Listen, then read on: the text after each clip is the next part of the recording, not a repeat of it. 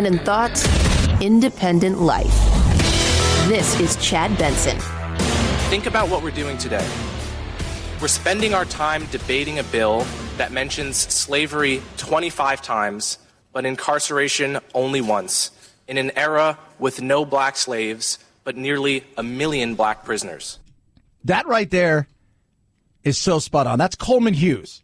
He's a writer dealing with race in America. He is he goes and he looks at the extremes on both sides, and he focuses on, people taking responsibility.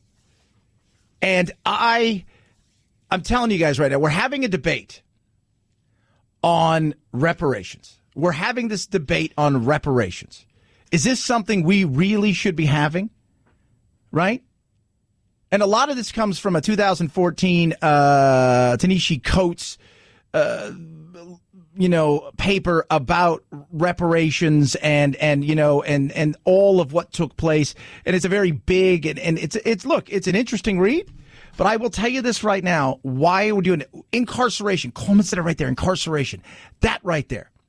Incarceration. I've always said the biggest disservice after slavery was the fact that we essentially said, all right, you're free, go do your thing.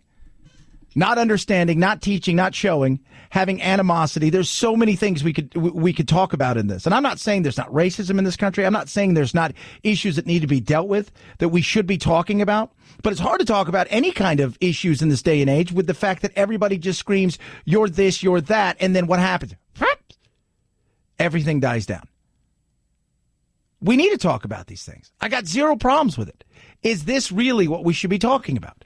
Is this really the thing that we should be talking about at this moment in time? I like the fact that he talked about, hey, let's talk about imprisonment. Let's talk about the underserving of, in particular, black young men in this country, because they're the alarming rate of incarceration and what's happening and the failure of the family and the black community for so many different reasons. Let's talk about the fact that both really one's ignored the African American community in so many ways, the Republicans, and the other ones have used them while not doing them any real service at all. I think it's a fair question to ask. But we're not going to get any real answers out of this. This is a way to get up there and talk about slavery, the blot, and look, you go back and you look. There's no doubt how awful it was. There's no doubt that it is a huge stain on America. And we should talk about it. But is this really, what does this do? Honestly, does this help America? I don't think it helps America at all. If we were to pay reparations today, we would only divide the country further, making it harder to build the political coalitions required to solve the problems facing black people today. Yeah. And what are those problems? There's lots of those problems. We could talk about the broken education system. We could talk about for the fact that the last 50 plus years in the civil rights movement, in the battle for equality, the reality is, again, one side's ignored, the other side is used. Nothing gets done. We could talk about the fact that the things that need to be done and talked about inside of the communities aren't being talked about in a real way. The lack of fathers, the lack of stability, the lack of solid education. There's so many things we should be talking about. Is this really one of those things that is going to get something absolutely done? I don't think it is. But they're all talking about it, right? Like, we've got somebody who's going to be on stage next week, Marianne Williamson, talking about, like, her big thing. Oprah's advisor, by the way, spiritual advisor, talking about what she wants to do as, like, her big thing, because everybody's got one big thing. There is so much internal turmoil about race in America that we're still carrying. Even after all these years, this war was over in 1865. Let me tell you something. If $500 billion would seriously make a difference, I say that would be a very, very reasonable expenditure of our funds. But what if it doesn't make a difference, right? Here's my thing. What if you go and you hand $500 billion over? And that's a hard thing to do. And somebody who brought that up the other day was Mitch McConnell, right? Like, McConnell talked about, okay, so how do we even go about doing that? right? Like how do we go about doing that? How do we figure this thing out? How do we decide who gets what and who doesn't get something? And so you've got that big battle right there. But you give out $500 billion. You figure out who gets what. Then what? Then what? Just curious. Does that make everything even? Does that make everything better? Does that make everything? No, it doesn't, because we're not dealing with the issue of race in this country the way we should be, because we can't be honest with one another. And instead we one side placates and the other side ignores, and it just doesn't get us anywhere. It doesn't. It doesn't. No one currently alive was responsible for that. And I don't think we should be trying to figure out how to compensate for it. First of all, it'd be pretty hard to figure out who to compensate. Yeah. Who do you compensate? And who pays, by the way? So the U.S. government pays. Is there an extra tax? What if your family came over much later, right? Well, hold on a second. You're being held to a standard. There's all of these things because we're not dealing with the issues that need to be dealt with. And I love the fact that Comey talked about what? We're not talking about incarceration. We're not talking about real things that matter in today's world.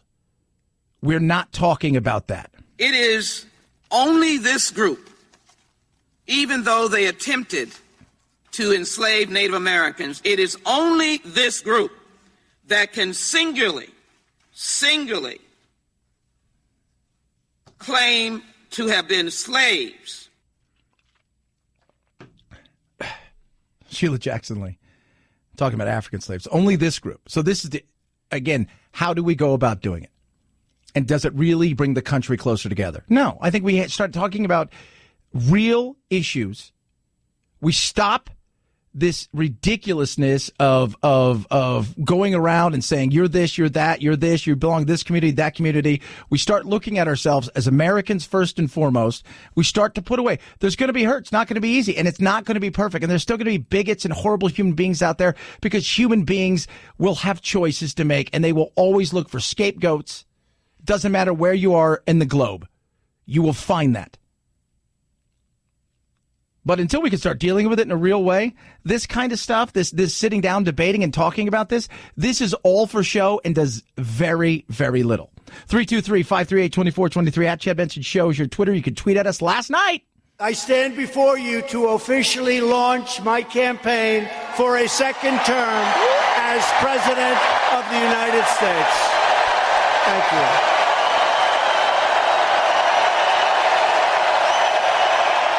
Yeah, there you go. Here's the biggest thing, right? Here's the biggest thing. Yesterday, they talked about the fact that Biden had raised $20 million. In less than 24 hours, Trump has raised $24.8 million. $24.8 million. Cash is absolute king. And last night, he didn't do anything special. It was the same old. He played the hits.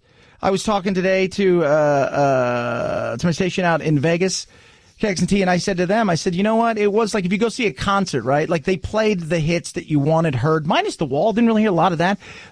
He didn't go deep into his catalog, right? He didn't. It was pretty much the same thing, but with a new slogan. But how do you give up the number one, call it theme, logo, statement in the history of politics for a new one? But, there's a new one that really works. And that's called Keep America Great, right? Keep America Great. Right. Keep America Great. So they're going to keep America great. And my whole thing is that gag? Cag? Cock? That is caca? Caca? Stinky? It's awful. You don't go away from something. Nike's not changing the swoosh, right? How many times do we see these things where it's like where IHOP for the day will be IHOB for, International House of Burgers, and then people freak out. It's only for a day. You've built MAGA into something. You keep it, right? Because and of all things, you are the king of branding. You should know that. You don't get rid of the brand. But it wasn't anything spectacular. I was just surprised by the money. The amount of money is tremendous in a 24-hour period. I think it's massive. You just sit back and like, wow, he is raising some serious, serious coin. And I still ask the question, who puts that many butts in a seat and does that to an audience on the Democratic side at this moment in time? Not saying it can't happen, but at this moment in time, who is that person? And I cannot see anybody on that side that's doing that. 323-538-2423 at Chad Benson Shows your Twitter. You can tweet us. This to me, I find to be interesting. It's another one of those situations where we can't have real conversations. The Environmental Protection Agency announced today it has finalized its replacement for the Obama administration's Clean Power Plan. Administration officials say the Trump plan will still reduce greenhouse gas emissions, but critics say it is not aggressive enough to combat climate change. The replacement, called the Affordable Clean Energy Rule, would let states set their own goals on targets to reduce releases of carbon dioxide and other greenhouse gases. Democrats and environmental groups will likely challenge the rule in court. Yeah, they probably will. And it's another one of those silly situations where here's a perfect example of how we can't have a real conversation. Nuclear energy. Nuclear energy is clean. We can take care of it in an amazing way. Not saying in life that bad things may or may not happen. I mean, an act of God kind of scenario. But nuclear energy. But we can't have that discussion because people freak out about it all the time. People freak out. Oh, no. Nuclear.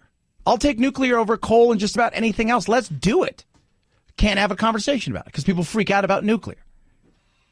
Perfect example of why we struggle in this day and age to sit down and go, oh, yeah, let's talk about nuclear. We could do some stuff with nuclear. Oh, yeah, big time. We could totally do that. And I'm totally open to nuclear.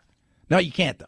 Environmentalists will freak out about it. 323-538-2423 at Chad Benson Show is your Twitter. You can tweet at us. And remember, when they point to Europe and a lot of places, well, Europe and da-da-da-da, you look over in places like France, which is pretty damn nuclear. But we love to point to certain things, and when you bring up other things, everybody else steps back and says, no, I want to talk about that. No, nuclear is a great option. Can't have a conversation with people about that. 323-538-2423 at Chad Benson Show is your Twitter. Feel free to tweet at us. What do you think about reparations? Text me. I want to hear from you.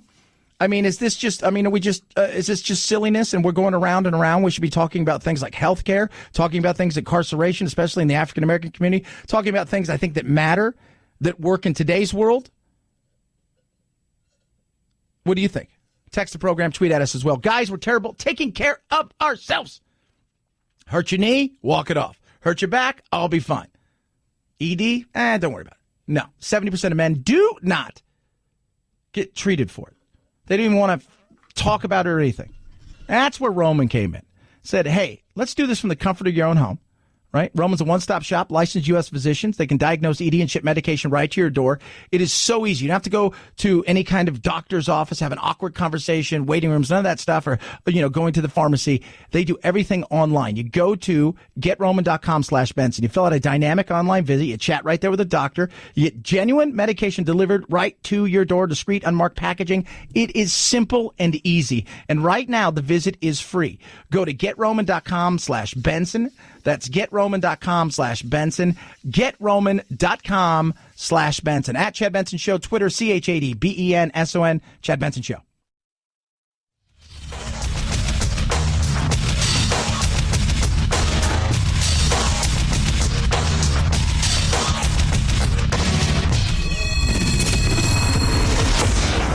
The Chad Benson Show, where we make no apologies.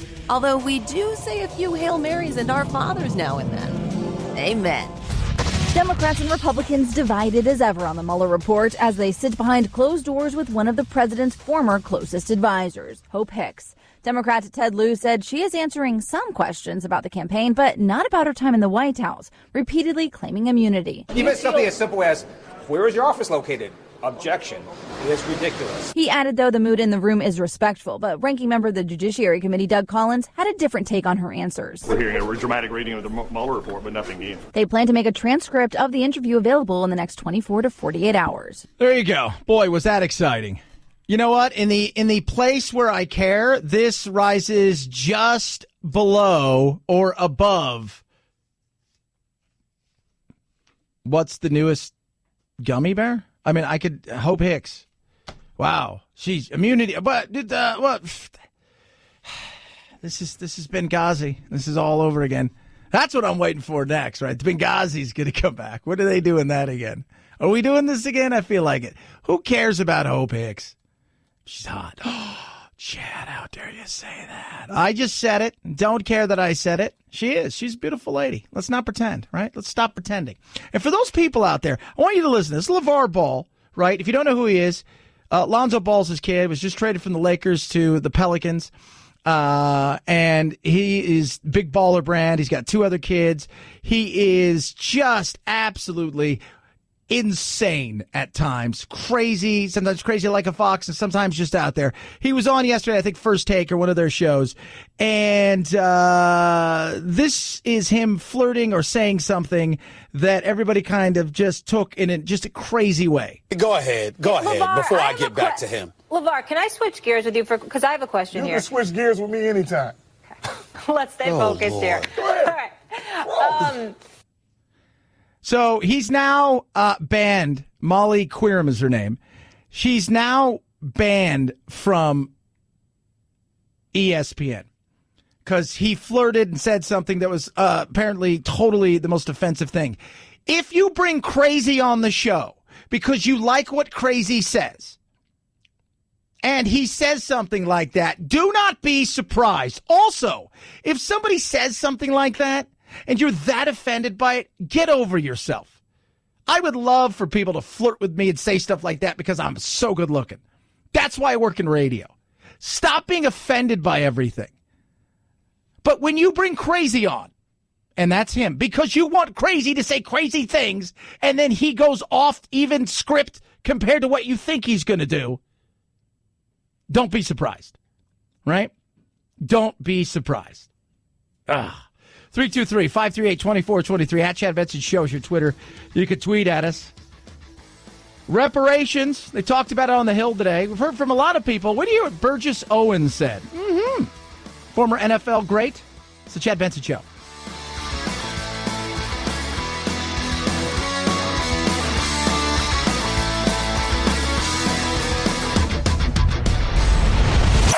The Chad Benson Show.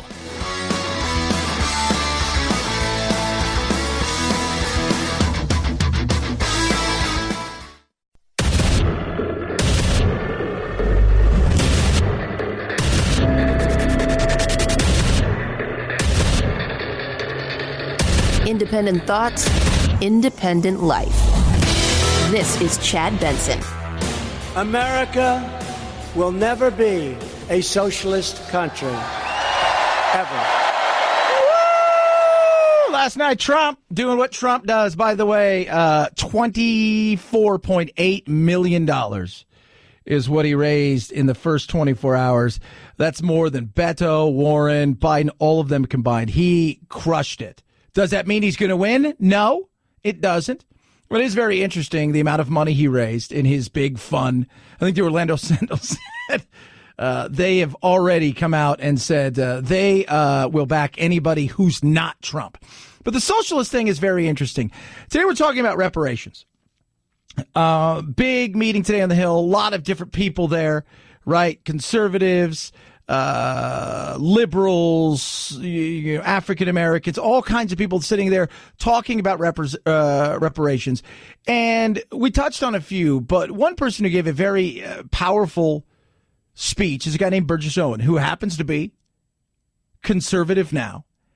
And it was funny when you talk about socialism, it's very interesting to see what he had to say about our history and how we get to the point where we are now. I'm going to talk about some ideologies. And when I talk about them, when I talk about people, people change. I used to be a Democrat until I did my history and found out the misery that party brought to my race. So when I talk about these ideologies don't change, people do. We are fighting for the heart and soul of our nation against socialism, Marxism, and evil that it has brought to us in the stealing of our history. Karl Marx said it best, the father of socialism, an atheist, anti-Semite, and a blatant racist. Yet we teach his philosophy in our school systems today. He said it, the first battleground is rewriting of our history. You steal our history. You steal our pride in our past, our appreciation for our present, and our vision for our future. And every single urban city in our country is now experiencing that loss. Ooh. He went hard at the Democrats. He did. And it's very interesting. And look, I shame the Republicans because they have done so very little. They have given up on the African American community. They have just absolutely given up.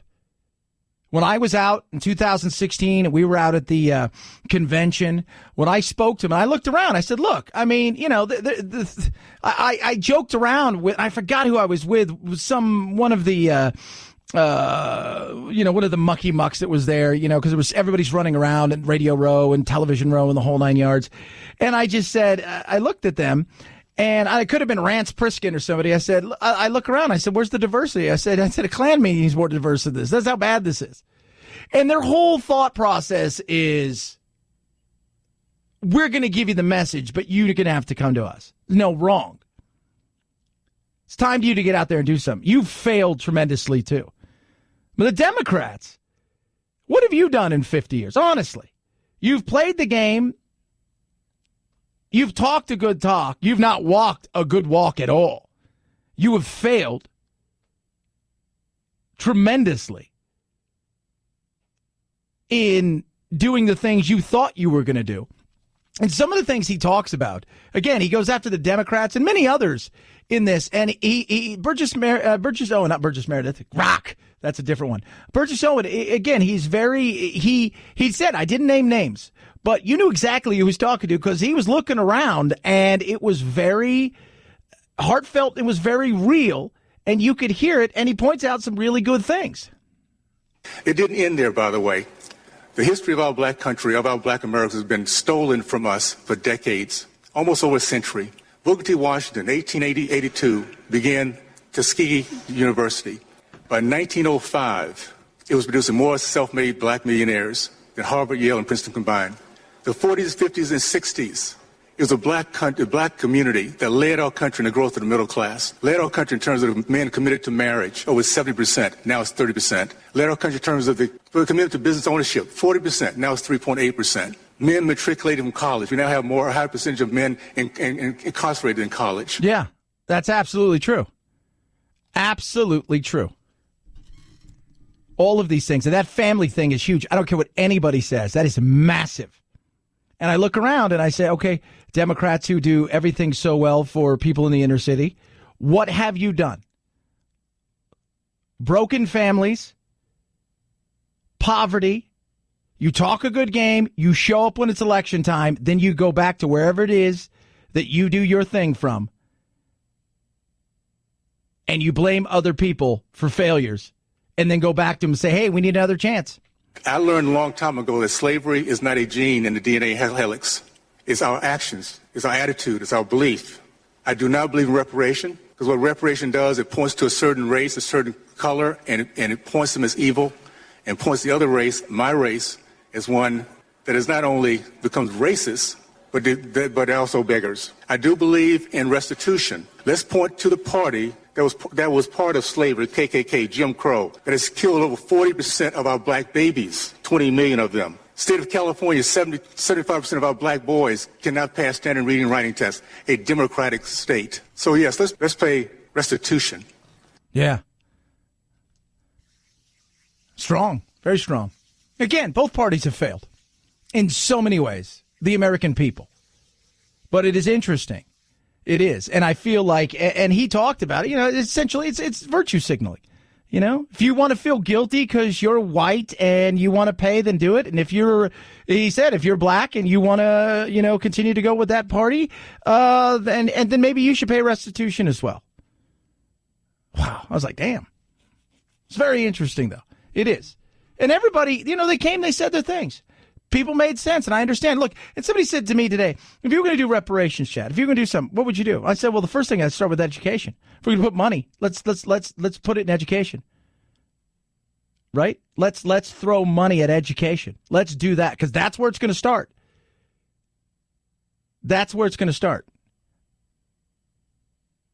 Not, you know, hey, let's write everybody a check. That's no win right there, kids. That's not. And the division, I think, would grow. I really do if that happened. And a lot of people said that today. You start writing checks to people and stuff and watch the division grow. If you think it's growing now, it'll get worse. 323-538-2423 at Chad Benson Show is your Twitter. You can tweet at us. Joe Biden, by the way, they're destroying Joe Biden. Joe Biden's been around forever and a day. And now they're coming out and saying, hey, you know what, Joe? He's under fire because segregationist that he knew back in the day when he first got into politics in the 70s. He was civil to them. And by the way, the segregationists, they were all Democrats. I know. But still, I'm just saying, makes you kind of laugh a little bit. And now he's getting, we're going back to the 70s. He was civil. He was a young politician who was civil around what? People that were far more powerful than he was. And he's getting hammered for that. They're coming for him, man. I'm telling you, they are coming for him hardcore. They're, the more that, and I have to be honest, Elizabeth Warren, for her lack of for her lack in hip and coolness and the way she kind of launched and her, hey, I'm going to drink a beer with this person who happens to be in my kitchen and the whole thing. She has rolled out things. She's grabbing people's attention. She's catching up to Bernie and Biden. If I'm them, I'm looking around going, this. She's got the power right now as far as the momentum and where people are looking, and I think where the progressives in that party are looking. Because I think they look at Bernie, might as well be Barney, and say, no. But they look at her in a much different way, even though they share a lot of the same ideals. Plus, she's coming out, and at least she's giving you something. She's giving you, hey, this is what I want to do. Here. Let me lay it out. And maybe that's what people are looking for. If you look at what the Democrat electorate is asking for, a lot of it is that. 323-538-2423 at Chad Benson Show is your Twitter. You can tweet at us. Do love hearing from every single one of you. All right, kids. Tomorrow is the big game for the United States women's soccer team.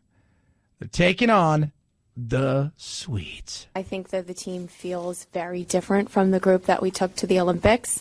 But at the same time, I remember in 2015 the feeling that the group had from the 2011 loss and how that really motivated people and carried us through that tournament.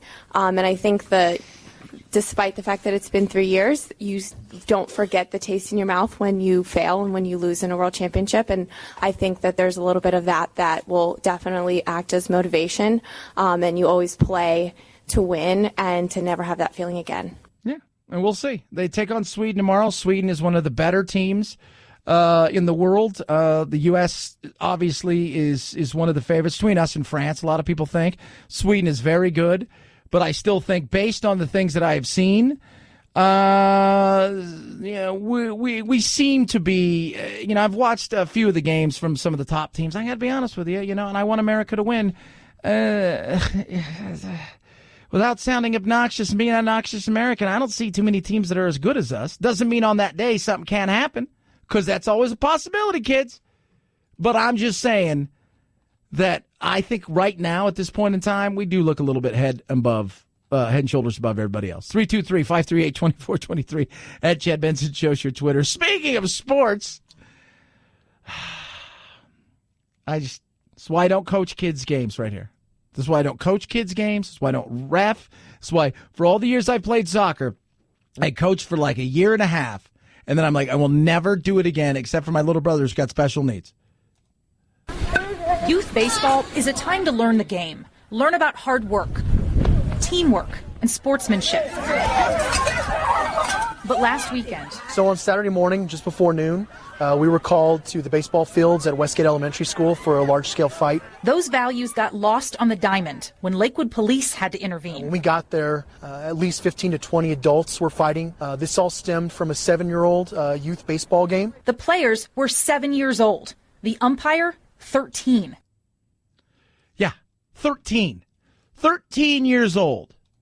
13 years old. Hey, Mom, guess what? I'm umping. They're going to give me $5 credit at the Snack Shack. Oh, that'll be great. Be careful, though, because drunken parents make it out of control based on the Little League game here. Police said the fight included parents and coaches. Several got hurt, one of them seriously, and 4 people walked away with a citation for disorderly conduct. Police are still looking to identify more. There's at least one suspect who sucker punches another person, and we want, justice for those folks, and we want to send the message that this is not okay.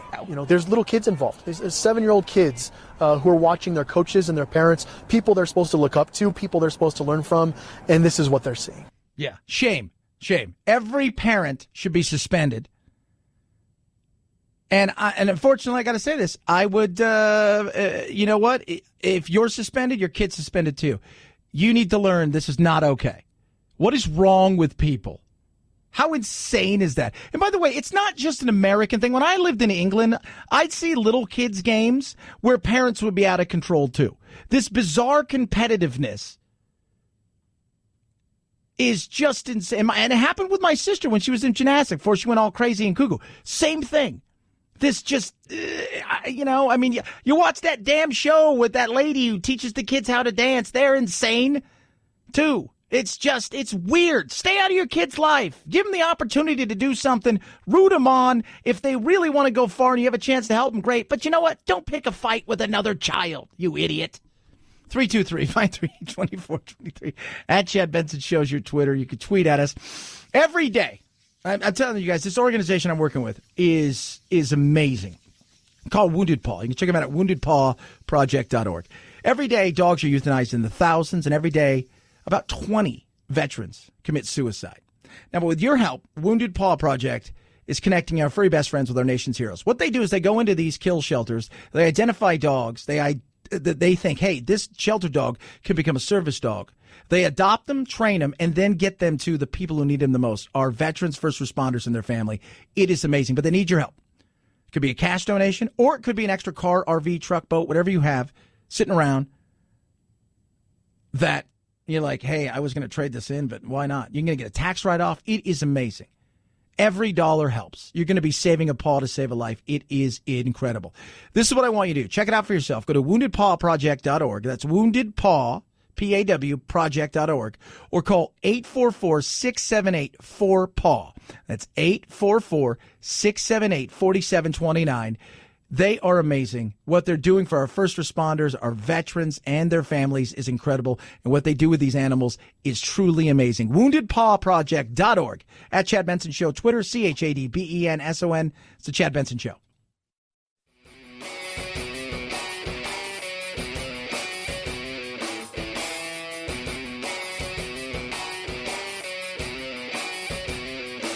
Being antisocial sucks. Hang with Chad's friends on Facebook, The Chad Benson Show. And if you just need some alone time, head on over to Twitter at Chad Benson Show. Either way, we can't wait to meet the real you.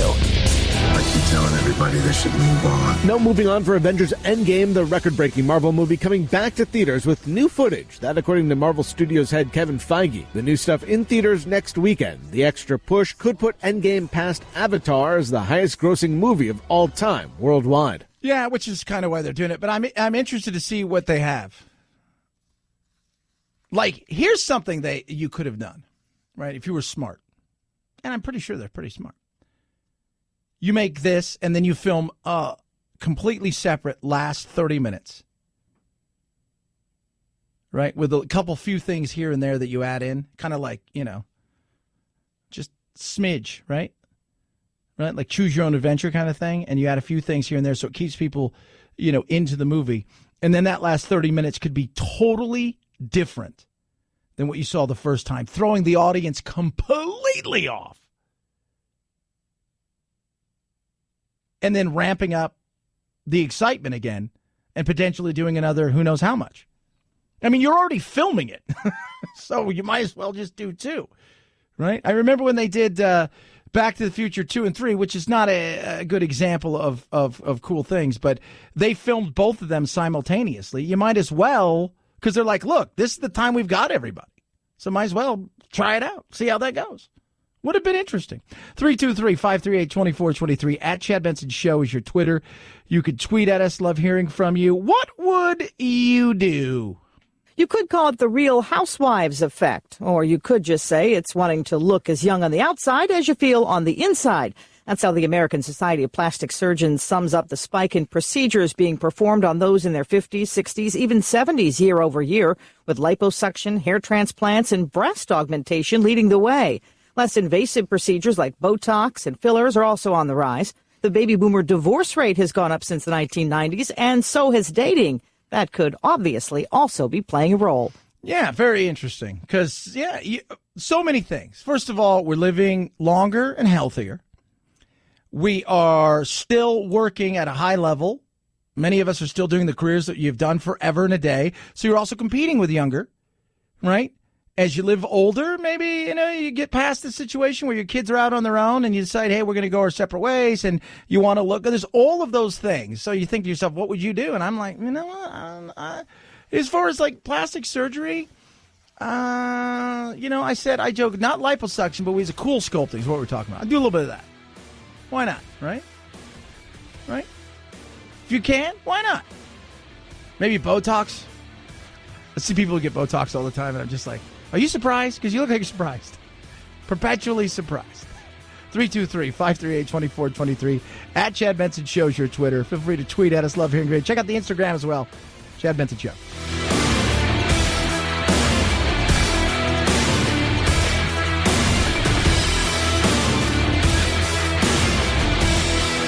This is the Chad Benson Show.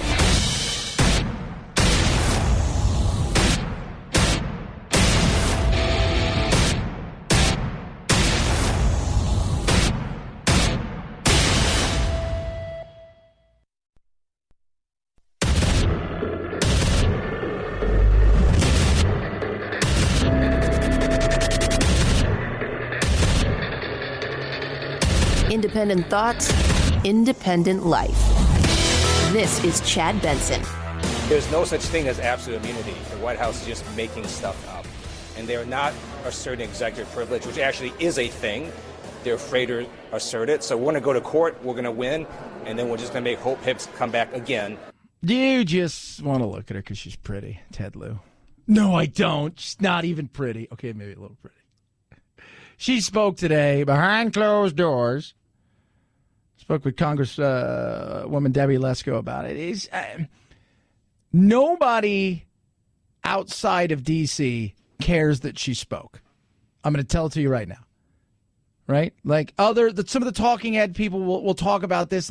Nobody outside of D.C. cares that she spoke, and most of the people couldn't even tell you who Hope Hicks is. They think, is she an actress? She feels like an actress. She's not. Right? Nobody cares. I hate to break it to the Democrats, but the reality is nobody cares, right?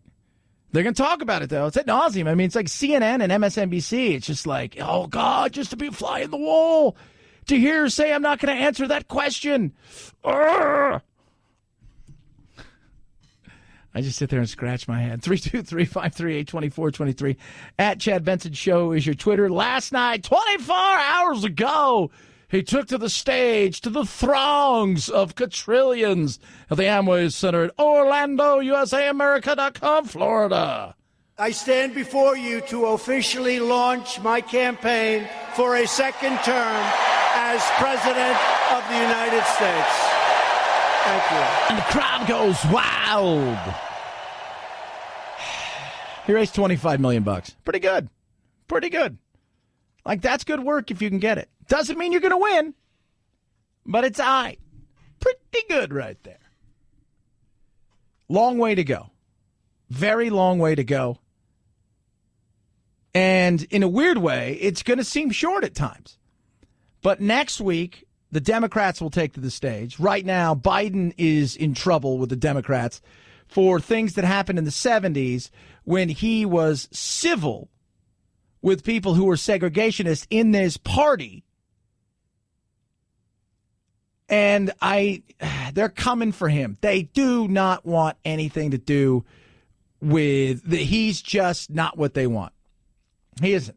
And collectively, oddly enough, he may be the best bet. But you don't know. Next week we'll find out who really may have some legs and who's just a joke when it comes to this, and who's here to sell books and to get a higher profile when, they take to the stage in those 2 nights next week in Florida. An interesting thing. And look, this shows you how important Florida is, right? Like last night he launched where? Florida. I guess you could say he was really Florida man last night. And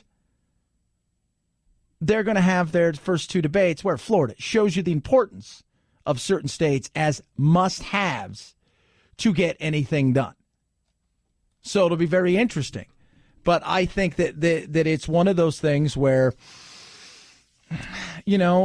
he maybe he's got the best shot to win. And they know to take him out, they're going to have to do it collectively.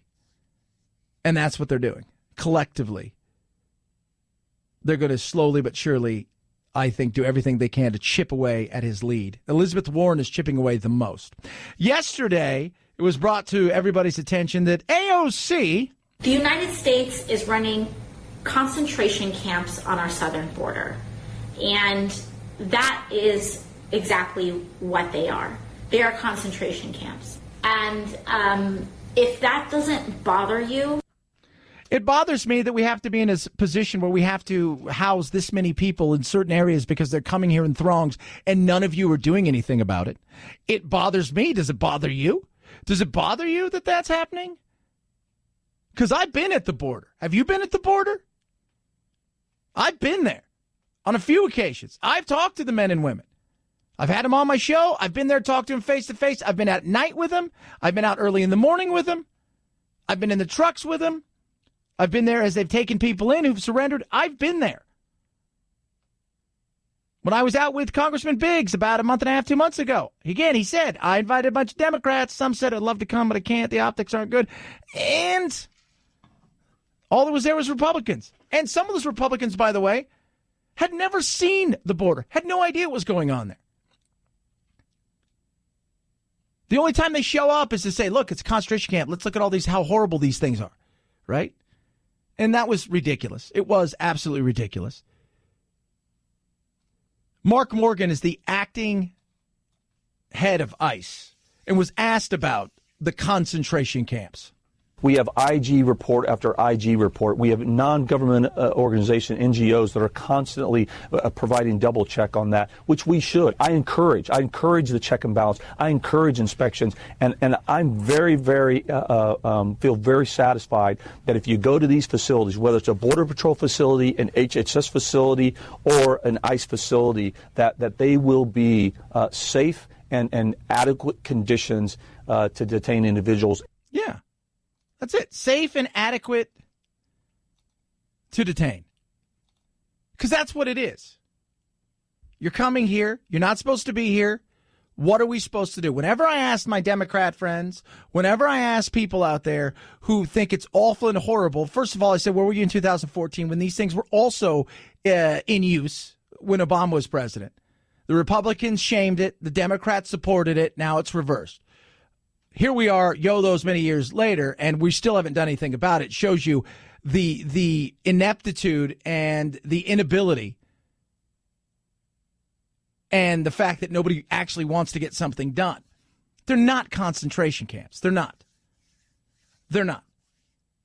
I would love to have nobody there because I would love to their countries to be in such a great position that they wouldn't have to flee their countries. They wouldn't have to leave their countries. The corruption didn't exist, but it does. So I ask you again, what do we do? Because we can't just say, well, ignore them, let them come on in, take down their names, we'll send it, give them a receipt, like a coat check, and tell them to show up in 3 years, and we'll figure it out from there. That is not a way to conduct a country. So what do we do?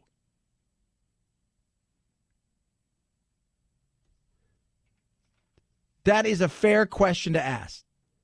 But as far as concentration camps, no, they are not concentration camps. It's completely inappropriate. It's reckless. It's irresponsible. It's misinformed. And it's flat out wrong. I urge people that there is so much oversight in these facilities. Yeah, doesn't matter, though. But if we're bringing attention to it, great. But if we bring attention to something and we don't actually do anything about it, then what's the use, right? Because you want to be seen on the right side of things. You want to be seen as the person who is, whether it's virtue signaling, whatever it is. But it's silly because nothing is going to get done. And that's my frustration with so many people in politics. That they talk the biggest game, they go out there and do what they do, and they get people to cheer for them, and they get people to vote for them over and over and over and over again. And you continue to put people in the same position, and they do nothing for you. They do nothing for you. Let's figure it out. It's not that hard. It isn't that hard. Kamala Harris is speaking about immigration. Maybe she'll do something. No, she won't, because nobody ever does. When a mother pays a coyote money to transport her child through the expanse of a foreign country, facing unknown peril, one must sit back and ask, why would a mother do that? Because she knows that the peril her child faces where they are is worse. But yet, what is the policy of this administration? When that child arrives, to say, go back where you came from. It is inhumane, it is irresponsible, and it is contrary to who we are and our nature and who we say we are. It's contrary to who we are. Yeah, it is. In some ways it is. But at the same time, who are we anymore? Because we're not a country that is paying attention to our border. We're not a country that is doing anything to actually stem the tide of illegal immigration. Think about this. When it comes to legal immigration, nobody comes close to what we do. But that's never enough.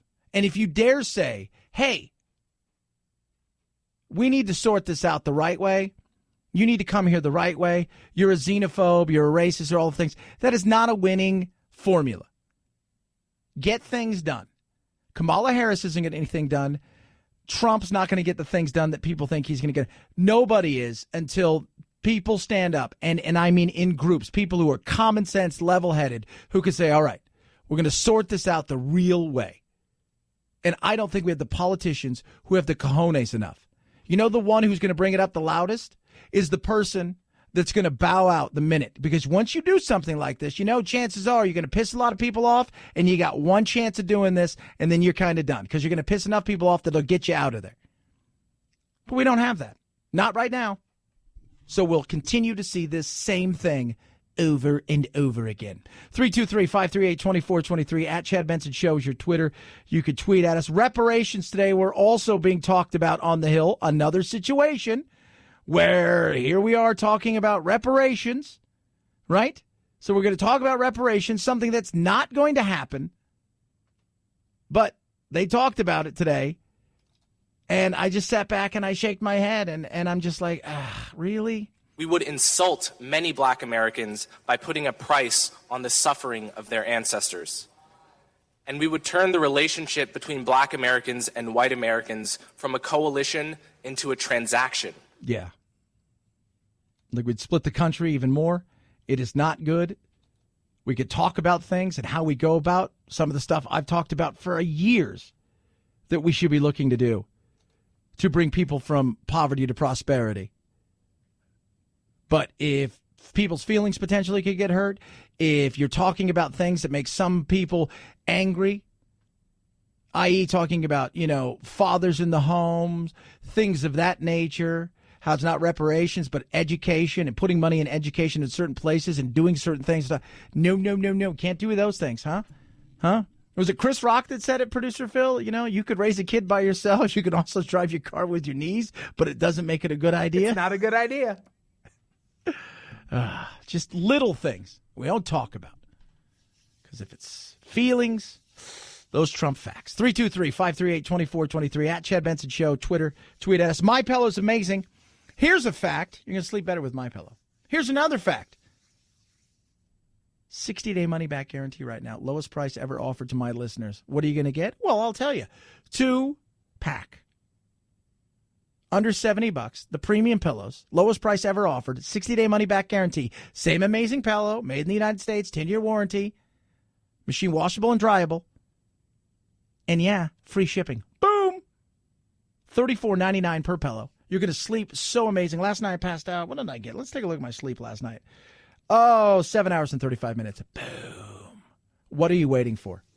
How do you get this amazing offer? Simple. Go to mypillow.com. Use promo code Benson. Right there, you're going to be saving. And again, you have a 60-day money-back guarantee. So if you're ever going to put something to the test, this is it. MyPillow.com. Promo code Benson or call 800-983-4975. Promo code Benson. Free shipping. MyPillow.com. Promo code Benson. It's the Chad Benson Show.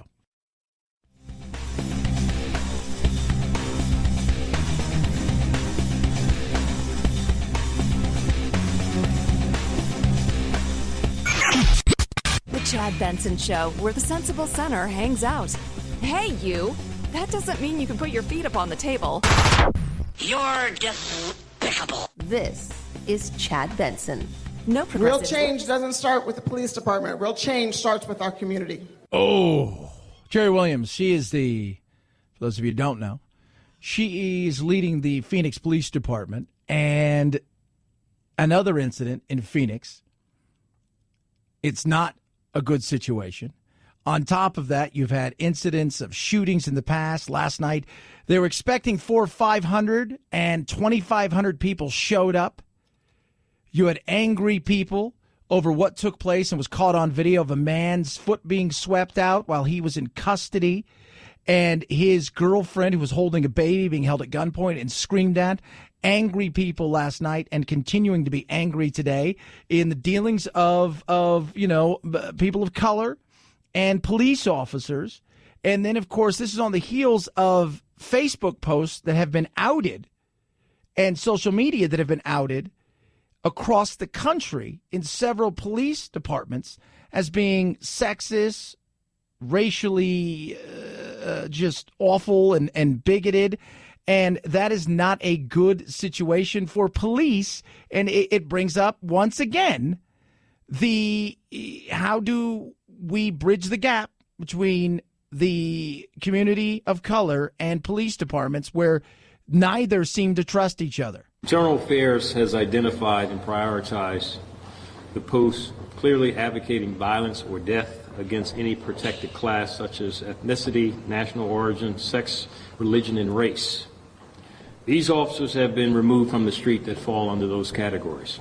And that right there is Commissioner Richard Ross, who is the commissioner in Pennsylvania for their police, who are having issues as well with racial post. You've got angry people across the country who are demanding, hey, what are you doing to fix these issues? From Phoenix to St. Louis to Pennsylvania, Philadelphia, and Pittsburgh, and several others, you're having really bad situations, and it's feeling like it's bubbling. It's not the way people think, but because of the coverage, it makes it seem like that's all that's happening. My son was the third victim of that police officer. Do you understand that, Chief? The third victim of that police officer. Somebody last night talking about their child who was shot by that police officer. It's tough. Needs to be talked about. Again, these are things that should be talked about. We should be having real conversations. But we won't. We won't. We won't ask the question of why did you run? And that's a question that needs to be asked. And at the same time, why is it that you think every cop is bad when there are some bad cops? And why aren't you talking about the bad cops out there who make your job even harder? Nobody wants to talk for real. It's sad. We should be talking. 323-538-2423 at Chad Benson Show. There's your Twitter. It's Chad Benson Show.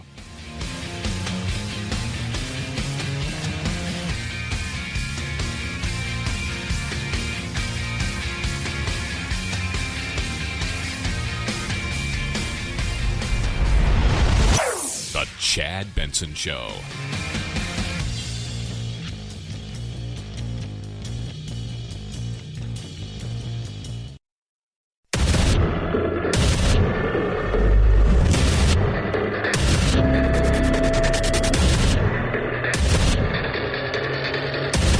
independent thoughts, independent life.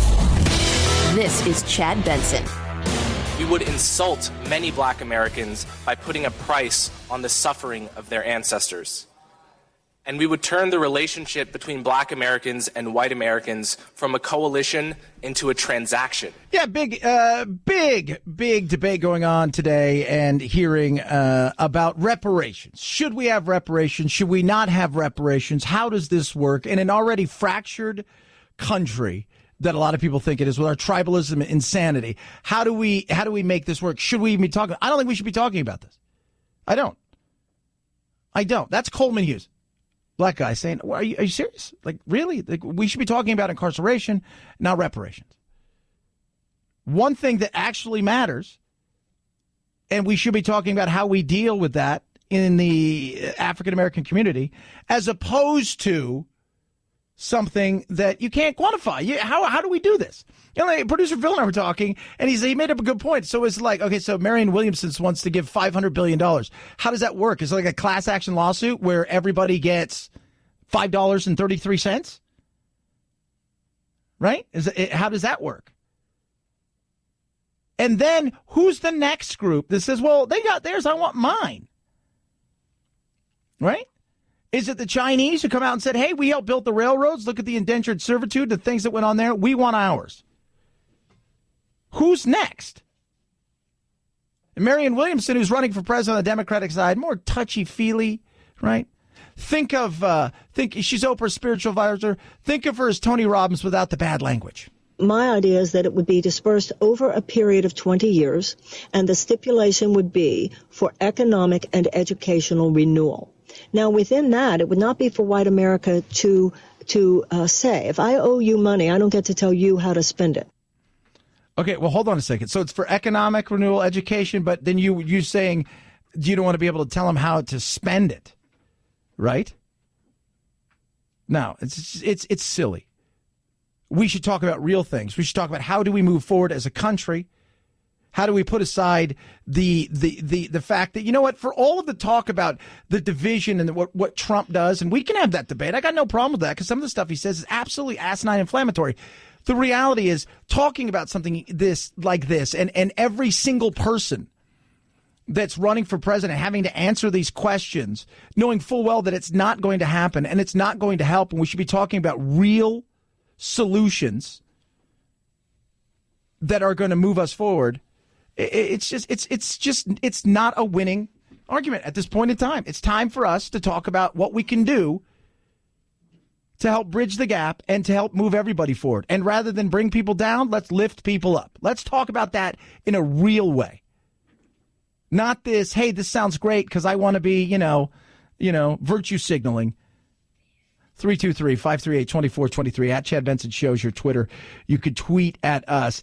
His name is Yuri Brezhnov. He was a KGB spy for a very long time, defected in the 80s. And it came across this the other day. Somebody sent me to this, but I'd seen it before. It's been forever and a day. And he talks about being a KGB spy. And I want you guys to listen to how prophetic this guy was. This is an interview from the 80s when Reagan was president.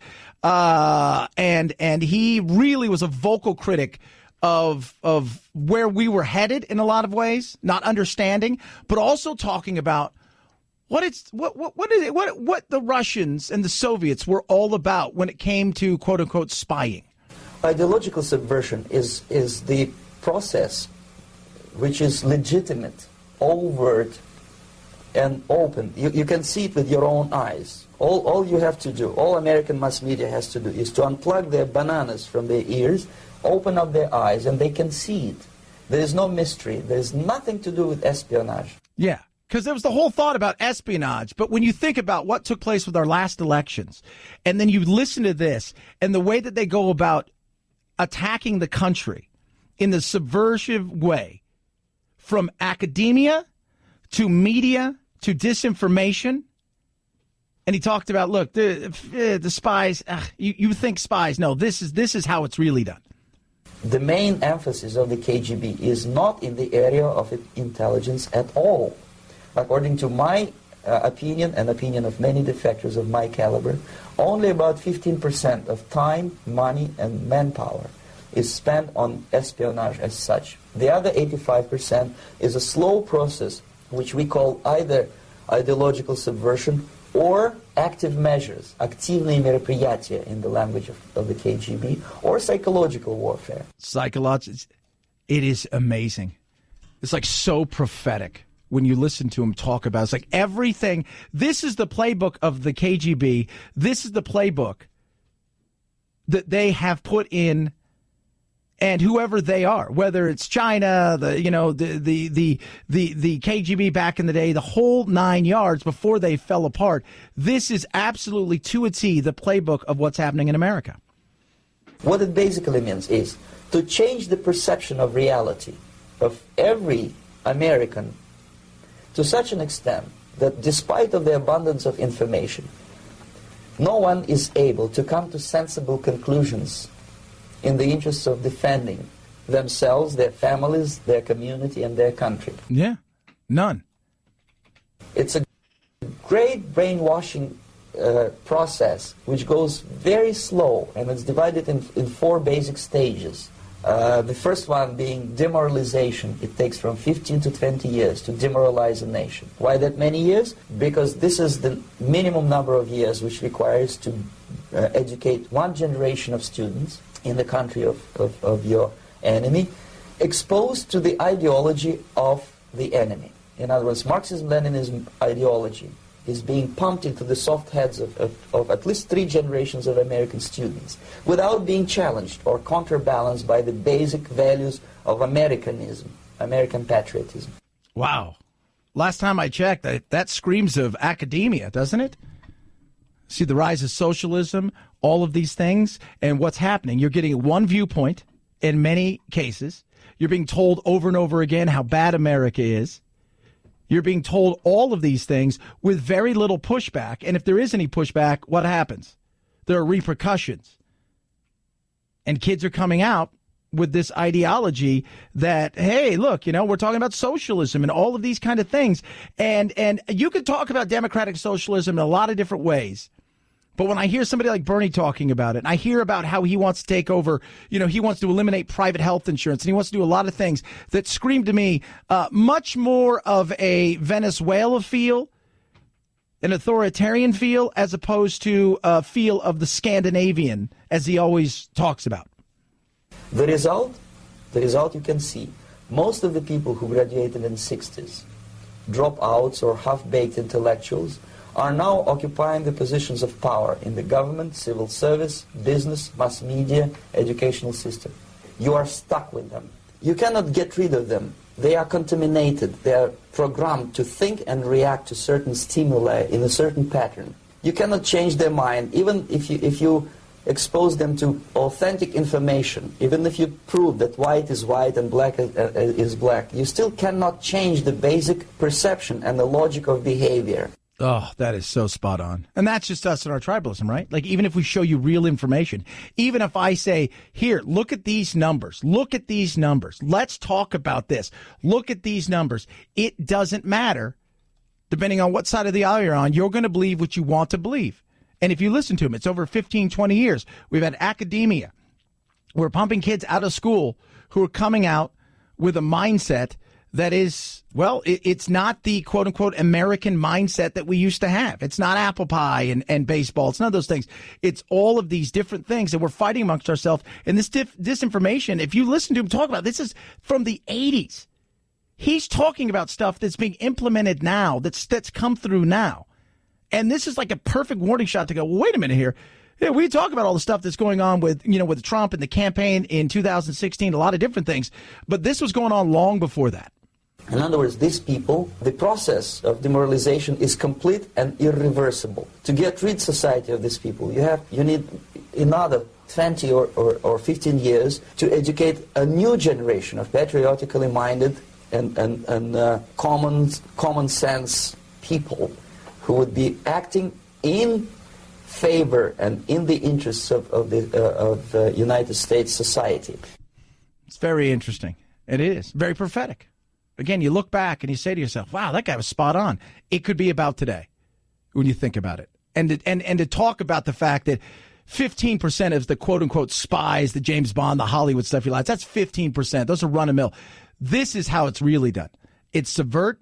It's subtle. You don't see it coming. And by the time it's already happened, it's too late. 323-538-2423 at Chad Benson Show is your Twitter. You can tweet at me. Love hearing from every single one of you. A lot of you guys are texting in about the reparations thing. And I'm just, you know what? Again, I like to have the conversation. I don't know what it's like to be black in America, right? I don't know what it's like to be gay in America. I don't know what it's like to be trans in America. I don't know. We all have different lives and experiences. We should bring them together. We should talk about them. How do we improve each other? Not through government, but through ourselves. How do we go about doing this in a way that has a lasting effect, that doesn't drive us further apart? I think those are real questions that need to be asked. Not this, hey, let's virtue signal, and maybe this works, maybe this doesn't work. I don't know. 323-538-2423 at Chad Benson Show is your Twitter. You can tweet at us. This I found to be interesting, and you know what? I got to be honest with you. You know, what person doesn't think about it? You could call it the Real Housewives effect, or you could just say it's wanting to look as young on the outside as you feel on the inside. That's how the American Society of Plastic Surgeons sums up the spike in procedures being performed on those in their 50s, 60s, even 70s year over year, with liposuction, hair transplants, and breast augmentation leading the way. Less invasive procedures like Botox and fillers are also on the rise. The baby boomer divorce rate has gone up since the 1990s, and so has dating. That could obviously also be playing a role. Yeah, plus we're living longer, healthier. You know, you're out and about a little bit more. You want to feel young. You're competing with the younger generation in the workplace and things of that nature. And, you know, it's I could see that. I was talking to producer Phil and Anthony. I was just kicking stuff around. I said, you know what, I would do, was it the cool sculpting? Is that what they call it, Phil? Cool sculpting? That's right? Yeah, that's it. I think about that. Yeah, I did the cool sculpting. I wouldn't, I wouldn't say no to something like that. Because at some point in time, look, I'm not going to have that six-pack abs. And I know dad bods are cool, and I'm not gross or anything, and I'm in pretty decent shape. But, hey, you know what? Anything helps. I got zero problems with those kind. I could see that. What's wrong with trying to create the best you of you? Nothing wrong with that. Zero. You know? Breast augmentation, understand the lip thing, all the Botox and stuff. I see it, for crow's feet and stuff like that. You know what? Why not, right? Create the best you. 323-538-2423 at Chet Benson Shows your Twitter. You can tweet at us. Your credit cards. Have you ever looked at what your interest rates are? They're probably through the roof. Average APR 19%. Stop it. Time to get rid of that. Credit card consolidation loan from Lightstream. Loans from 5.95% APR with autopay. And you can even get a special interest rate discount for just being my listener. What? Yeah, 19%. So you bought something, you're still paying it off. You're going to be paying it off forever and ever at this rate. And you want to get out of debt. You want to start putting some money away. You want to start doing things for yourself by paying yourself first. Well, get out of those crazy interest rates and get into Lightstream. It's incredible. No fees, and you can even get your money as soon as the same day apply. Now, for my listeners, again, I mentioned a special interest rate discount. Go to lightstream.com/Benson. That's LIGHTSTREAM.com/Benson. Find out how you can lower your interest rates, get out of debt even faster. Subject to credit approval, rate includes 0.50% auto pay discount. Terms and conditions apply. Offer subject to change without notice. Visit lightstream.com/Benson for more information. It's the Chad Benson Show.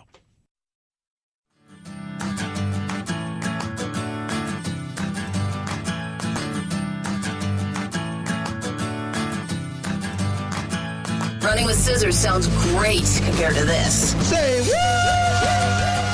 There's a treasure chest somewhere in the Rocky Mountains that could be worth as much as $5 million. And it was hidden by this man. As I have gone alone in there, and with my treasures bold, I can keep the secrets where and hint of riches new and old. About a decade ago, elderly collector Forrest Fenn stashed treasure for others to find and wrote a poem containing clues about where to look for it. Clues. Write this down, producer Phil. We're going to do a TV show. It's going to be called Treasure Hunt. How awesome would that be? Somebody's going to totally do this. It's going to be on Netflix, and I'm going to be perturbed. But you know what? We got this on tape, so we know it's about us getting paid. I bought this beautiful little treasure chest, bronze treasure chest, and I started filling it up with wonderful things, gold nuggets, 265 gold coins. There are emeralds and diamonds and sapphires. People hoping to strike gold have dissected the poem, which some say indicates the treasure is in Montana, Wyoming, Colorado, or New Mexico. I looked at the map, and the first thing that popped into my mind was the scene from the Goonies, when they find the treasure map in the attic, and one of the Coreys has to translate the map from Spanish into English. Didn't Nicolas Cage do a movie like this? What was that called? I was going to say American History X, but I do not believe that was Nicolas Cage movie about treasure hunting. Completely off, Chad. Oh, my Lord. Would you treasure hunt? I think it'd be fun, right? If you're going to do a vacation, that's kind of a neat, fun little vacation, right, to do. You know, especially if you're like 22, 23, you're hanging out with your friends up. I mean, maybe your kids go do something like that. And what if it was real and not just some crazy old coot that thought it would be hilarious? Fenn decided to hide the treasure after a bout with cancer. Sedentary society today, the kids are spending too much time in the game room and on the couch and playing with their little electronic gadgets, and I wanted to get them out into the sunshine and into the mountains to hike and fish, and I wanted the whole family to get out. I mean, lots of people have not been to the Rocky Mountains. I thought it was a good idea, and as it turns out, well, thousands and thousands of people have done what I hoped they would do. You know what else did that? Pokemon Go. Such a jerk, Chad. All he wants to do is help people not be fat and gross. It would be interesting if somebody did that, right? You got when you have the Flying Dutchman's gold, and you got all these kind of things. If I'm going treasure hunting, it's in the ocean. I'm just letting you know that, right? That's if I'm going to do it, that's what I'm doing. Like most of northern Norway, our beautiful island plays host to the midnight sun every summer from May 18 to July 26th. We who lives here enjoy our lives without the time zone. We do what we want when. If you want to paint your house at 2 a.m., it's okay. If we want to cut the grass at midnight, we will. If we want to take a swim at 4 a.m., we will. I could do that here, too. By the way, this is what Bernie wants us to be. I'm just letting you know, and listen to this wacky idea of the Scandinavians. For these 70 days, time simply is no object to us. That's why we want to be officially recognized as world's first time-free zone, the island that made time a thing of the past. Bernie's trying to take us that. Just letting you guys know that. I've been in Scandinavia. I spent a summer there playing football when I was young, and I will say it is very weird at 2 in the morning that it's bright. And it's very weird that it's dark all the time. 323-538-2423 at Chad Benson Show's your Twitter. You can tweet at us. You can Instagram us. Do it all, kids. We're here for you. I try to answer everybody as much as I possibly can. And yes, I am the one answering you back. It's the Chad Benson Show.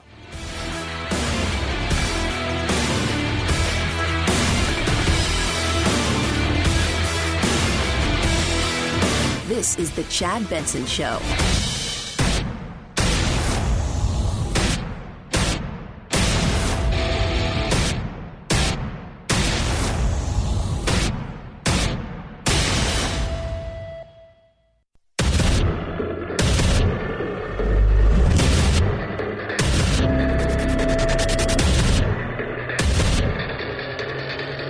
Independent thoughts, independent life.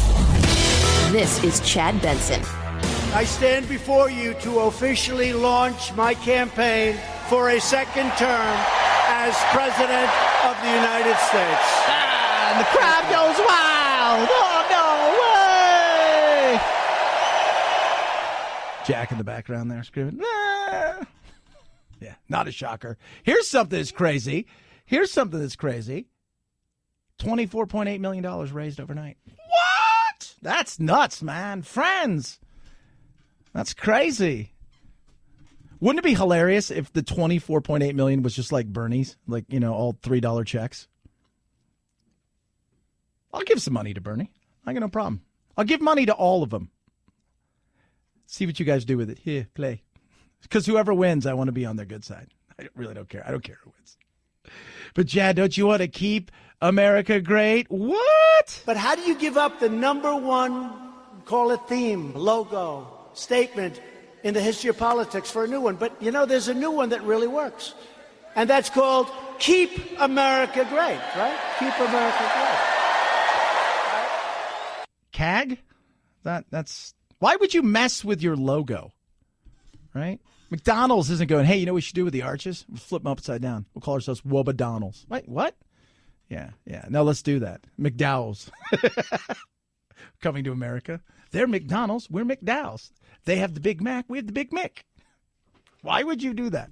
You don't mess with the logo. We'll see. Again,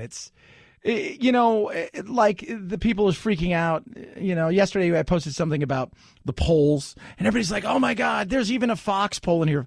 Polls mean absolutely nothing this early. I think we should all really understand that. I just think the country's too complex now just to call a couple hundred people and ask them what they think. There are so many ways and different people that are going to show up to vote now. The way turnout now works and the abilities that we have to turn out voters, the polling can't understand that. And that's why it was so wrong in 2016. It was 100% wrong. Nobody got it right. No, nobody did get it right. A few people got it right? Very few people got it right. But, I don't care how far he's behind Beto and any of the other people that are out there, because the reality is we're still so far away. And between now and that November night, God knows how many things are going to happen. God knows what may happen to anybody who's even running in the race. You just never, ever know what may happen. In Orlando tonight is filled. The throng of cheering Trump supporters as this president tries to generate enthusiasm for his re-election bid. Quinnipiac today shows him trailing multiple top Democratic candidates in crucial battleground states. But remember, he was trailing in the polls in key states last time and won. Yeah, he's still trailing in those 2016 polls. They're still trying to figure it out. They're adding up the math. You don't know until you know, right? That's like we should say in sports, right? That's why they play the game. You watch on Sunday mornings, right? The Super Bowl, getting ready for the Super Bowl. It starts at like 8 in the morning, and then the kickoff's at like 4:23 Pacific time when the ball and the foot meet. They debate all day, but in the end, it's that night will determine. But in between now and then, there could be so many things that happen. Just insane things that you don't know what could potentially happen between now and then. And what does that look like? The economy could just go straight into a bear market. We could have struggles like we haven't seen since 2006, 7, and 8, and 9, and just we could be, or the market could stay steady, could even improve. We could be up over 30,000. Unemployment could still be at record levels. Then what? You don't know. As they say, that's why they play the game. 323-538-2423 at Chad Benson Show is your Twitter. Today, Wednesday, is known as Juneteenth. It's the cultural holiday commemorating the emancipation of the enslaved black people in the U.S. And they're having big discussions today about reparations out there in D.C. Today, we live with racial disparities in access to education, health care, housing, insurance, employment, and other social goods that are directly attributable to the damaging legacy of slavery and government-sponsored racial discrimination. And the question I'm asking is reparations. Should we? I mean, some people, Marianne Williamson, who is running as a Democrat, but she's Oprah's spiritual advisor. And she's going to be interesting. I think she's on stage the first night, second night. I wouldn't be surprised. She got some good zingers. She thinks we should give $500 billion out, and we shouldn't be able to tell anybody how to spend it that gets this. It's ridiculous. We're not dealing with the reality of what we need to be dealing with in today's world. The past is the past. It's not going to change. We need to figure out how do we move forward in a way that is going to help us bridge the gap from education to economic opportunities, and start to slowly and surely erode this crazy tribalism of us versus them. We've got to look forward, not backwards. It's about time we find the common ground and the common purpose to deal with the ugly past. Yeah, a Cory Booker right there. Okay, deal with the ugly past. Is this really the way you go about dealing with the ugly past? Is this really how you do it? How do you even decide who gets what? I mean, these are fair questions to ask in a situation where you're talking about giving reparations. Coleman Hughes, black, writer, deals with race and the extremes on both sides. Said something very interesting today, something that really should be talked about. Think about what we're doing today. We're spending our time debating a bill that mentions slavery 25 times, but incarceration only once, in an era with no black slaves, but nearly 1 million black prisoners. Let's talk about that. Let's talk about the breaking up and the dissolving of the black family, fatherless homes. There's so many things that we should be talking about and dealing with it in ways that are going to help us move forward. But we're not, because it's virtue signaling.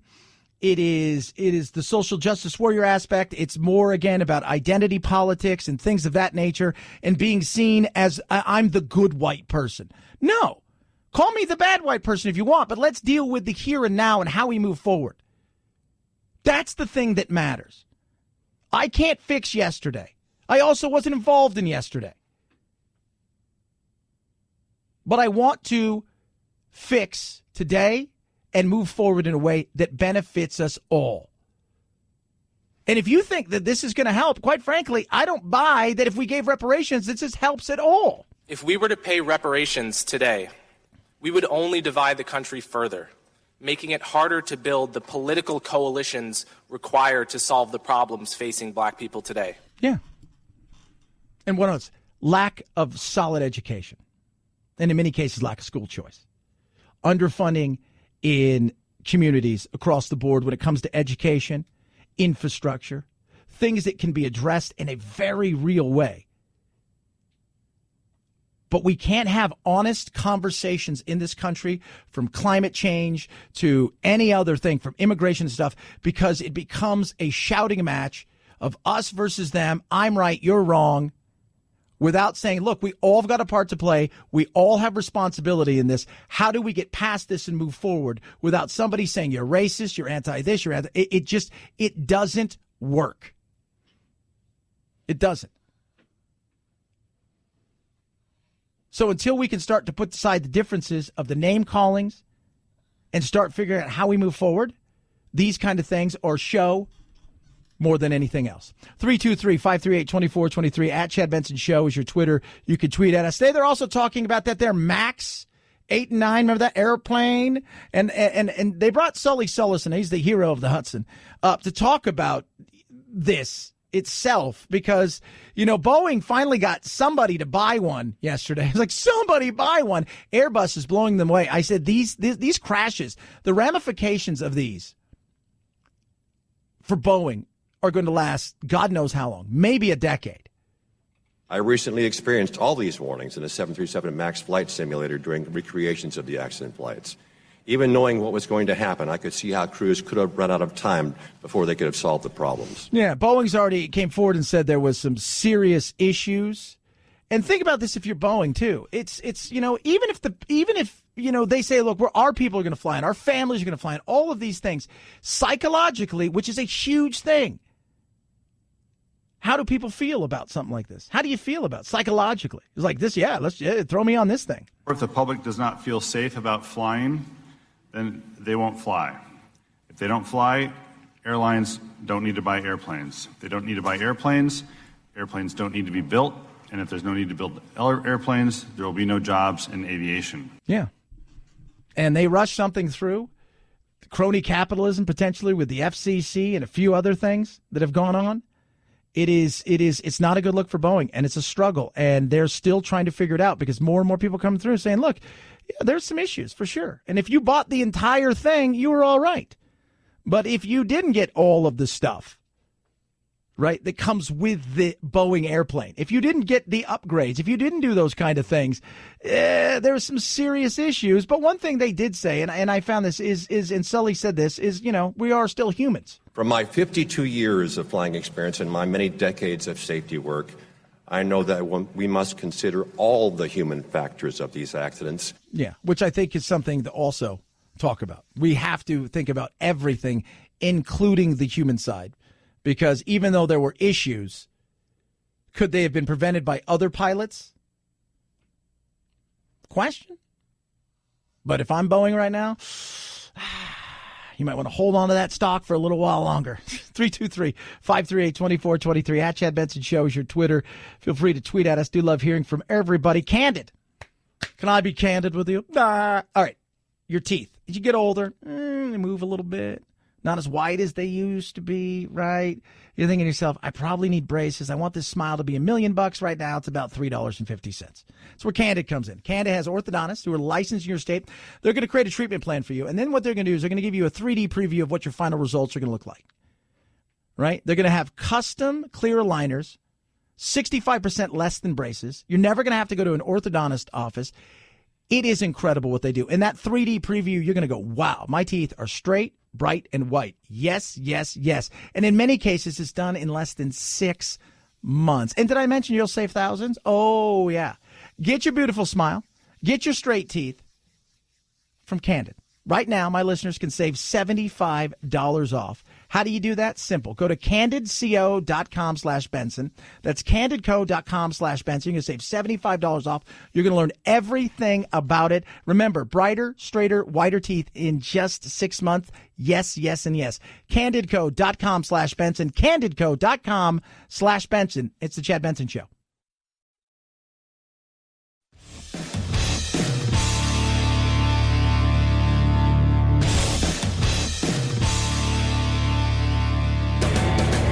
Experiencing separation anxiety? That's dumb. Check out Chad 24/7 at his website, ChadBensonShow.com, and on iTunes, free. The Chad Benson Show. Never feel lonely again. That was certainly something. An hour and a half speech of lies, distortions, and total absolute nonsense. Bernie Sanders, running for president, talking about Trump's rally last night, kickoff campaign 2020. Listening to Trump made me feel very much that he is a man living in a parallel universe, a man way out of touch with the needs of ordinary people, and a man who must be defeated. Must be defeated. Out of touch. Out of touch, out of touch with the Hall Notes. I think it was the Hall Notes, right? Or was that Daryl Hall by himself? That might have been that. No, it was Hall Notes. Yeah, it was Hall Notes. See, yeah, there we go. Little music here. Make sure you guys feel good. I'm out of time. Oh, God, what an awfully bad band that was at times. Great duo. Look, Bernie, who's not out of touch in Washington? I'm just curious, right? Everybody in Washington is out of touch with what's going on in America. And what's going on in your area and what you think is important may not be important to somebody else. What do you say to those people? That's always my thing. When I always hear politicians say, I'm going to govern everybody, not just the people who voted for me. I will tell you this. If Bernie wins, he'll have just as many detractors and just as many people that will be frustrated and angry as Trump does. That's the reality of it. We live in that kind of world. He is just as divisive with his politics, and he's an ideologue, than he could say Trump is. He is. It was interesting. I mean, Trump was the usual. He played the hits last night. He got up there, and he played the hits. We are going to keep on fighting, and we are going to keep on winning, winning, winning. It was the usual, right? But again, 18, 20,000 people, Amway Center. They said they got ticket requests for 50 to 100,000 people. It was, Bernie's not putting that many people out there. Now, maybe the person that is finally it can do something like that. The person they say, all right, he's got through everything. This person's going to be the Democratic nominee. Maybe that person does that. Maybe not. We shall see.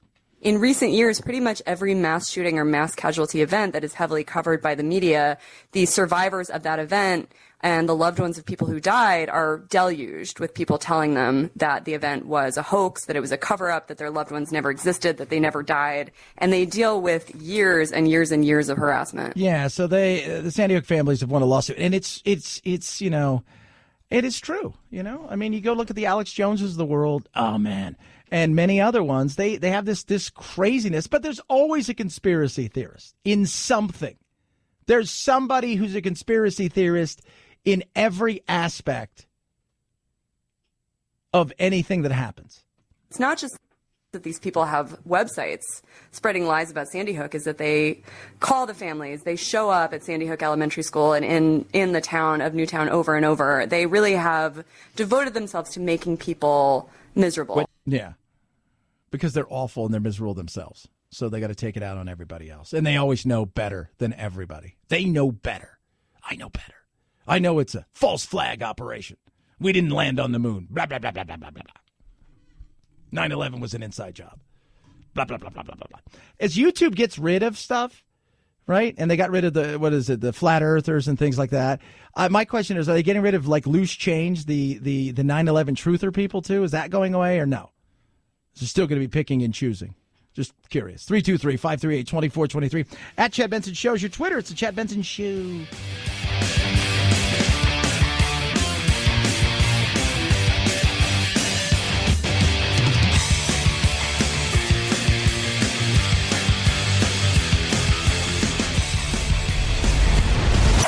The Chad Benson Show.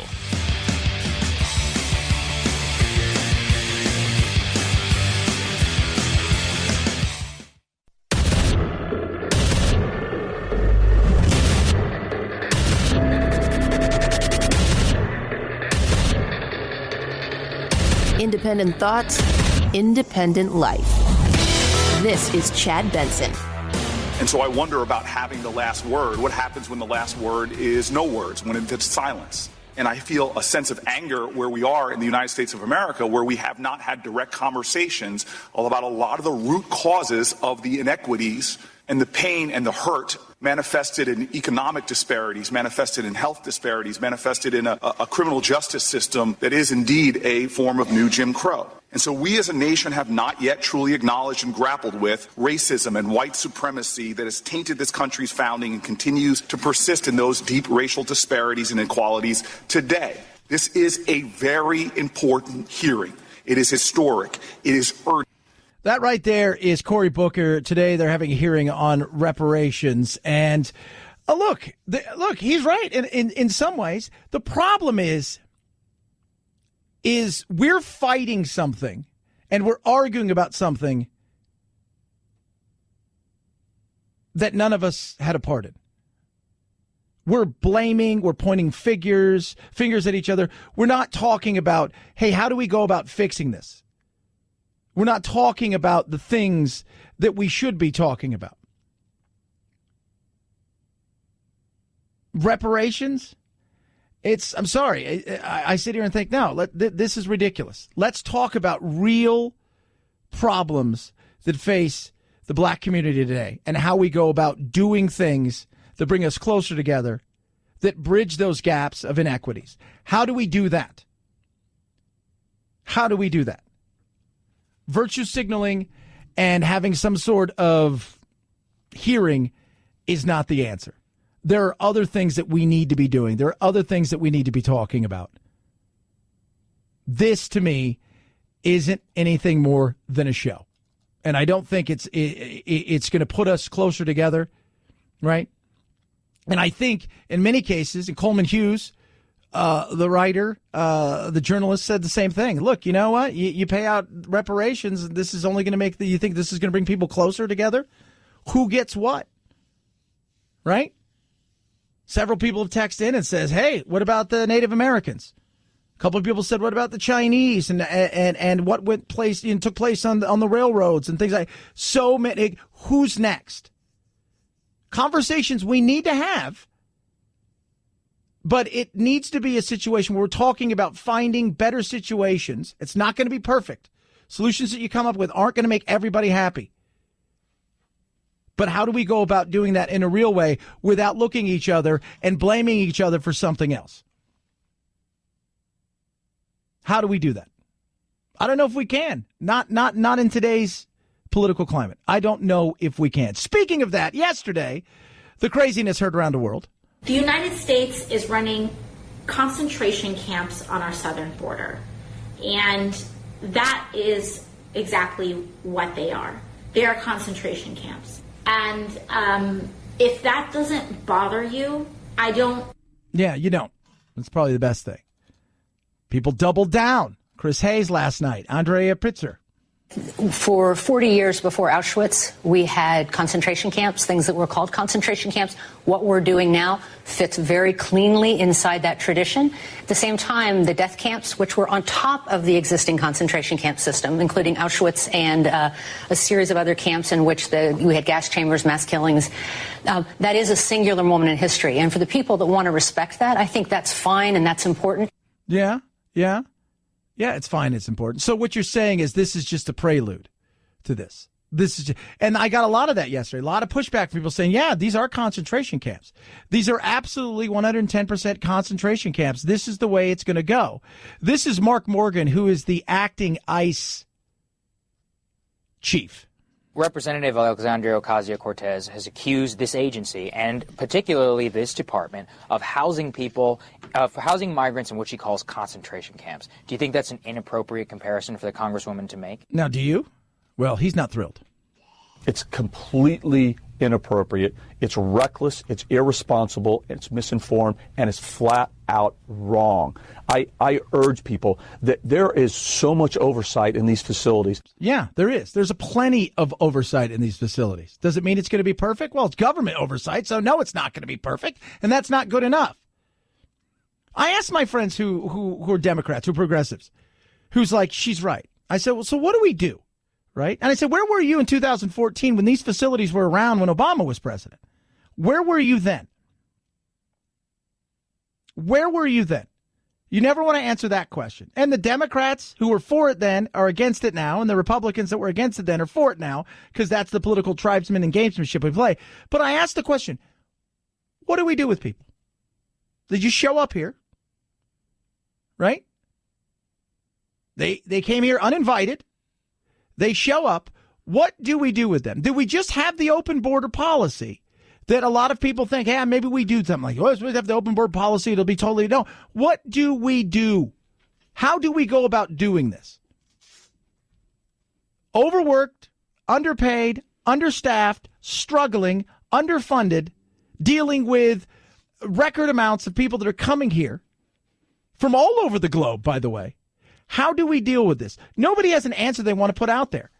The solution's out there, but because both sides enjoy the politics of it, because it makes them relevant and it raises them money, they don't want to deal with it. So instead, we'll go, yeah, this is totally like Nazi Germany.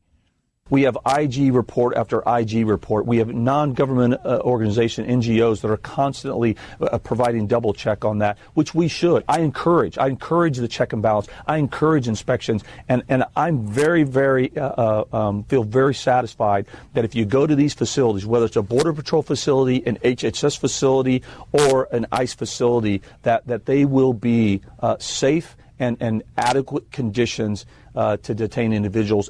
And remember, they're not there forever. We forget that. They're not there. They're not building stuff. It's not like, hey, guess what? This is owned by such and such, right? Not like Albert Speer owns these things. If you don't know who he is, look it up. It's, oh, you better get this camp because this is the good camp, right? This is Schindler's Camp. This is Oscar Schindler's Camp. No. They're here for a limited amount of time before eventually they're processed and they're let out. But I asked the question because I do want to know, what is your solution to this? What is it? What is the solution in this situation? Nobody wants to talk about that because the solution it's a bad word in politics, because the solution means the end of the problem that makes us relevant and raises us money. except for the one exception that I would make is the Border Patrol facilities. They're designed for adults. They're not designed for kids. So regardless of where you fall on the immigration issue, the law right now says if you come here as an unaccompanied kid, you're allowed in the United States.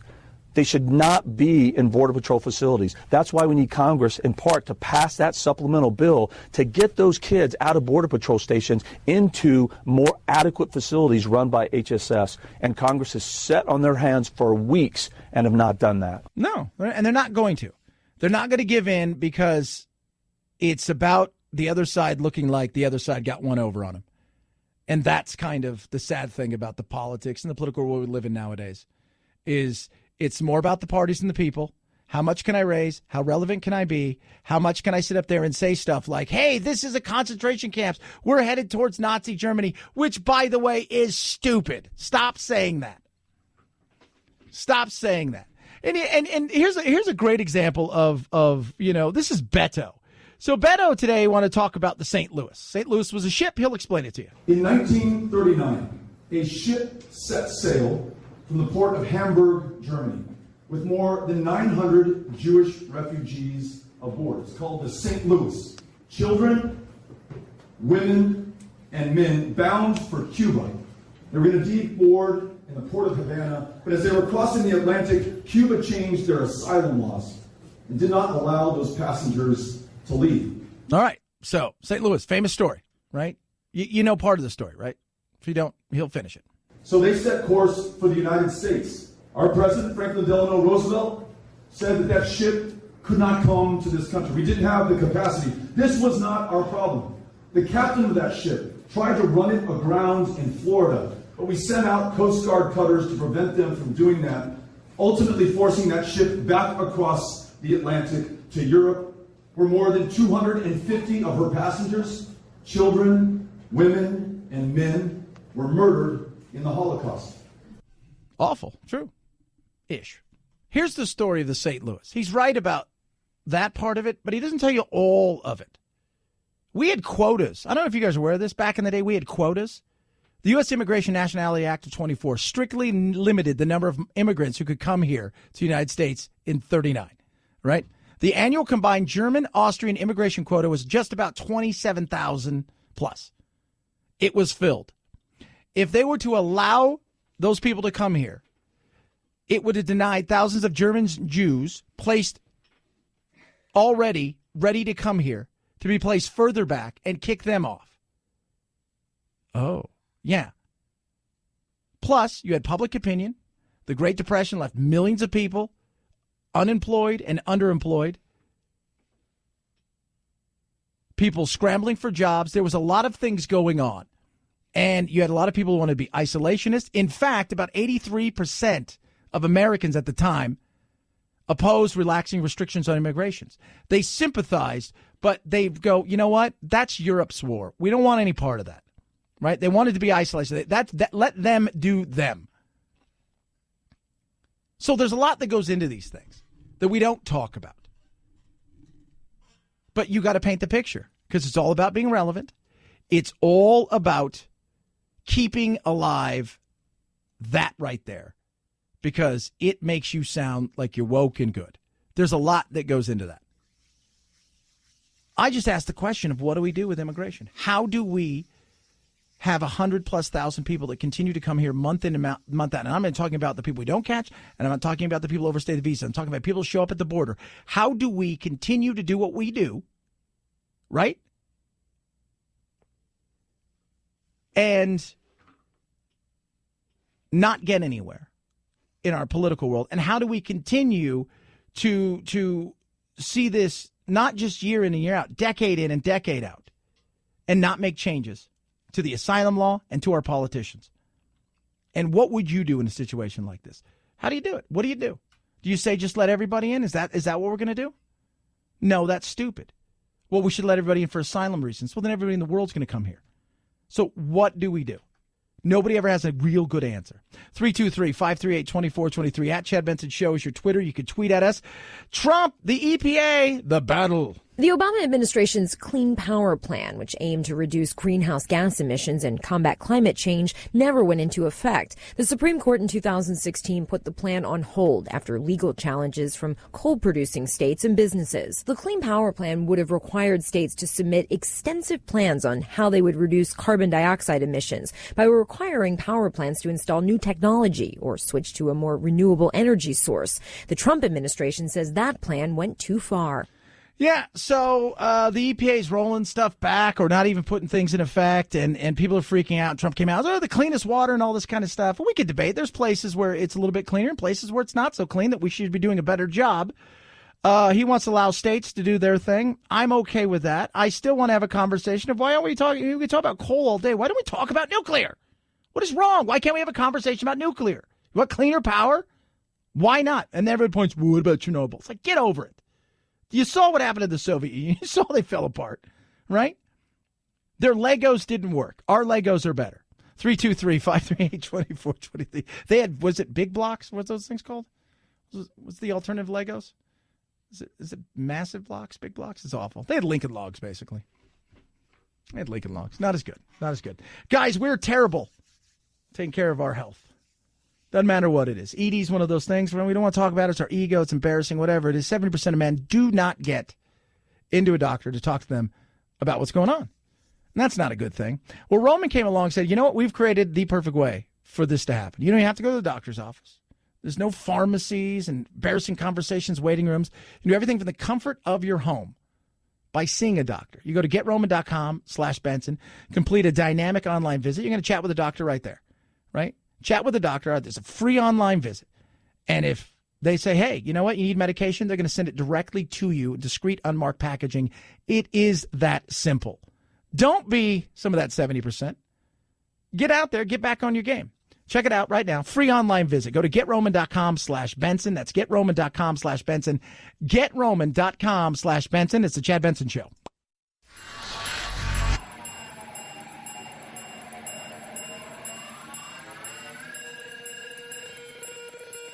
Set Chad straight.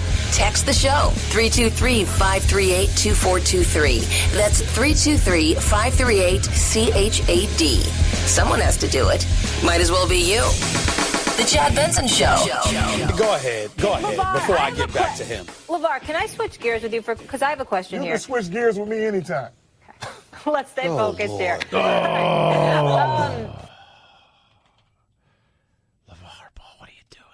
It was yesterday on ESPN. That was Molly Quorum Rose, who is, producer Phil, would you say she's somewhat attractive?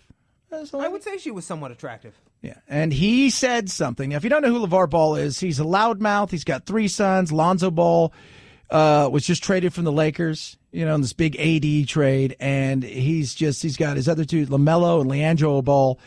And he thinks his kids are the greatest players in the history of basketball. That was why basketball was invented, to give his kids, the rightful place among the people.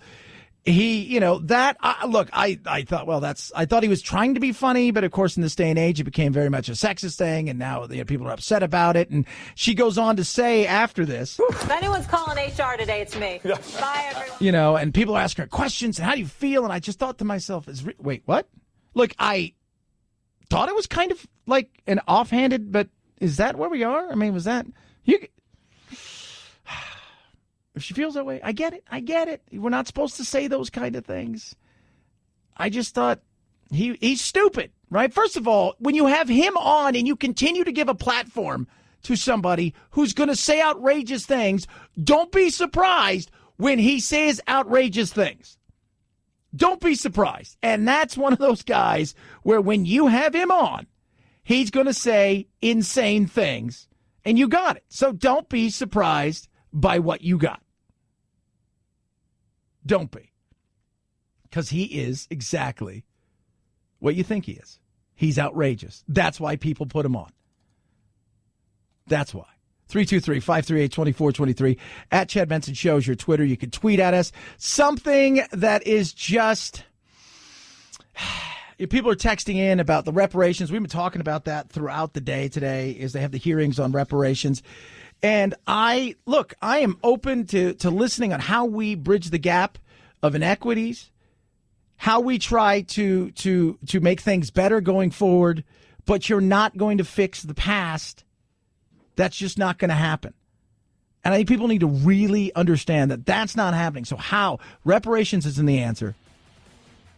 There are other answers. What do you think? Text me always. Follow along at Twitter, at Instagram as well. Your useless fact of the day. In many languages, Wednesday translates to the middle.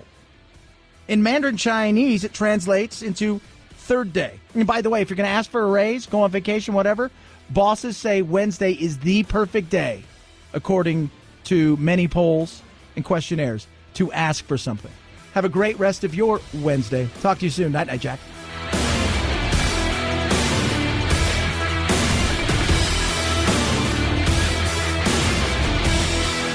This is the Chad Benson Show.